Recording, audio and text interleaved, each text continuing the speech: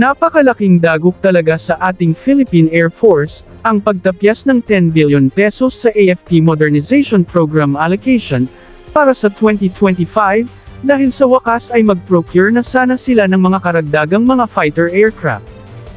Kahit walang binanggit si Defense Secretary Gibo Teodoro kung anong aircraft ang kanilang bibilhin sana, naapektado sa pagtapyas na ito ng pondo. Ngunit noong nakaraang September nang isinagawa ng Kongreso ang deliberation ng kanilang budget para sa 2025, ay malinaw na tinutukoy nila na magdagdag sila ng isang squadron ng bagong FA-50 Block 20, upang mapunan ang light combat aircraft requirement ng Philippine Air Force. Inaamin talaga ngayon ng Philippine Air Force ang kakulangan ng kanilang aircraft, lalo na ngayong mas nakikita na sana nila ang mga paglabas-pasok ng mga foreign aircraft sa ating airspace, dahil sa paglagay na natin ng mga radar noong mga nakaraang taon sa iba't ibang bahagi ng bansa. Ayon sa ating Philippine Air Force, alam nilang maraming mga foreign aircraft ang illegal na pumapasok sa ating airspace, ngunit inamin nila na hindi talaga nila kaya na i-intercept ang lahat ng mga ito, dahil kulang talaga sila sa mga fighter jets. Ang pagbili ng karagdagang mga FA-50 Block 20, ay mas inuuna na sana ng Philippine Air Force, dahil mas mura ito kumpara sa mga multi-role fighters na nangangailangan ng mas malaking halaga. Ngunit tila nanganganib ito ngayon dahil sa pagtapyas na ito ng budget. Tungkol naman sa multi-role fighters acquisition, ay tinanong ito ni Senator Riza Hontiveros sa Department of National Defense sa nakaraang Senate deliberation. Kung ano na ang status ng project na ito, at kung may napili na ba sila kung anong defense company ang magsusupply nito sa Philippine Air Force, ngunit ayon sa ating Department of National Defense, ibibigay nila ang proyekto sa defense company na may magandang financial package, dahil kukunin ito ng bansa sa pamamagitan ng soft loan, dahil sa napakalaking halaga na kakailanganin para dito. Sa sagot ng Department of National Defense, na ibigay nito sa proponents na may pinakamagandang financial package, ay di natin maiwasang magduda, na tila mayroon silang hinihintay na sagot, mula sa isa sa mga aircraft manufacturing company. Kung tama ang ating naiisip, isa sa tatlong fighter aircraft manufacturer na ito, ang ating pinagdudahan, na may hinihintay na sagot o desisyon, ang ating Department of National Defense. Ang SOB ng Sweden, ay matagal nang bukas sa posibilidad na pagbigay ng soft loan para sa Pilipinas, kung sakaling pipiliin nito ang pagbili ng mga JAS-39 Gripen, na nangangahulugang walang ilalabas na pera ang Pilipinas, hanggang kumpletong ma-deliver ang bilang ng mga fighter aircraft na nais nitong makuha. Ngunit hindi pa ito kinagat ng Pilipinas hanggang sa ngayon, na di natin maintindihan kung bakit. Ang KF-21 Borame ng South Korea, ay isa rin sa nag-offer sa Pilipinas, at handa rin ang South Korea na mag-provide ng soft loan para sa Pilipinas. Bagamat maganda din ang offer ng South Korea, ngunit tila nangangamba ang Philippine Air Force, na sumabit sa isa sa mga batas ng bansa pagdating sa pag-procure ng mga bagong kagamitan, kung saan malinaw na nakasaad na kailangang ang bibiling kagamitan ay nasa serbisyo na ng militar ng pinagmulan na bansa.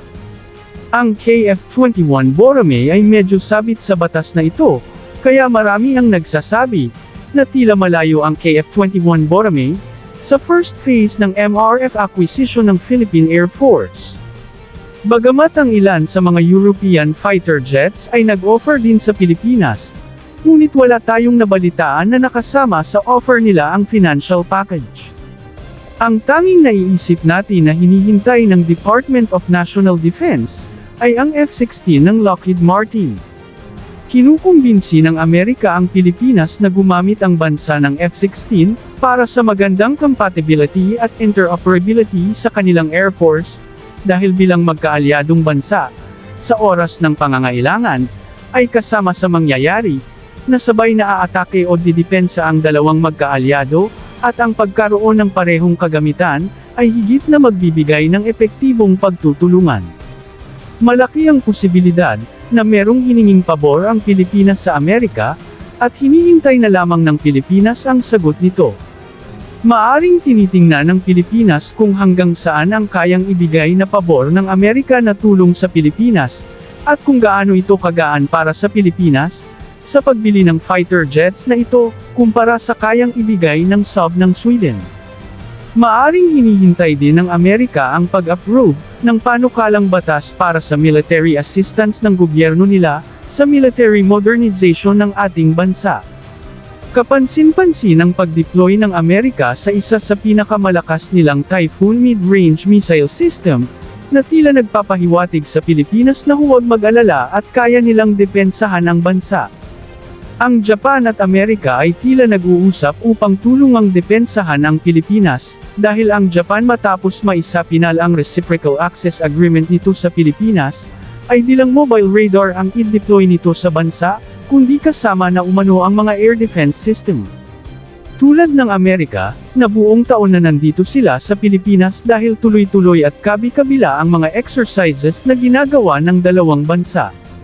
Ay ganun din ang mangyayari sa Pilipinas at Japan, na nangangahulugang ang pag-deploy nila ng mga kagamitang pandigma dito sa bansa, bagamat sinasabing ginagamit ito para sa gagawing mga exercises ng dalawang bansa, ngunit hindi tinatago ng Japan ang malaking posibilidad, na hindi nila pababayaan ang Pilipinas sa oras na may sinumang nagnanais na galawin ang bansang ito. Ito ay maliban pa sa katotohanan na mayroon ding mutual defense agreement ang Amerika at Japan, na nangangahulugang anuman ang magiging laban ng Amerika ay magiging laban na rin nila. Ang Amerika ay may mutual defense agreement sa Pilipinas, na nangangahulugang anumang laban mayroon ang Pilipinas ay magiging laban na rin ng Amerika. Kaya ang Amerika, Japan at Pilipinas, bagamat walang formal na trilateral mutual defense agreement, ngunit may gagalaw man sa Pilipinas, pinaniniwalaang obligadong sasaklolo ang dalawang bansang ito. Ngunit marami ang nagdududa ngayon sa willingness ng Amerika na suportahan ang Pilipinas sa isyu nito sa China dahil umanot si Donald Trump.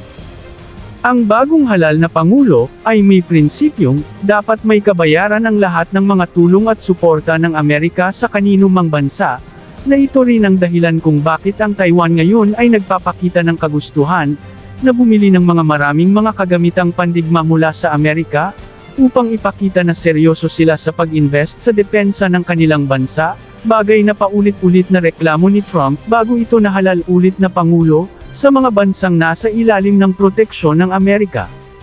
Ayon sa marami ay maaaring lalambot ang tibay ng suporta ng Amerika sa Pilipinas sa pagpasok ng administrasyon ni Trump, ngunit ngayon, ay tila magiging kabaliktaran pa ang pagdududa na ito, dahil ngayon pa lang, ipinakita na ni Trump kung gaano siya kainis sa China, sa pamamagitan ng pag-appoint kay Pete Hegseth bilang Defense Secretary, Michael Waltz bilang National Security Advisor, at maaring si Marco Rubio bilang Secretary of State. Kapansin-pansing ang tatlong ito, ay kilala bilang may mga matitibay na pananaw laban sa China, at naniniwalang nais ng China na pabagsakin ang Amerika, kaya naman sa halip na lalambot ang suporta ng Amerika sa Pilipinas, ay naniniwala tayo ngayon na maaaring mas titibay pa ang suporta ni Trump sa pinaglalaban ng Pilipinas, at naniniwala tayong mas bubuhos pa ang mga military hardware na maaaring e-provide o deploy ng Amerika sa Pilipinas, maliban sa mga kagamitang kanila ng pinangako.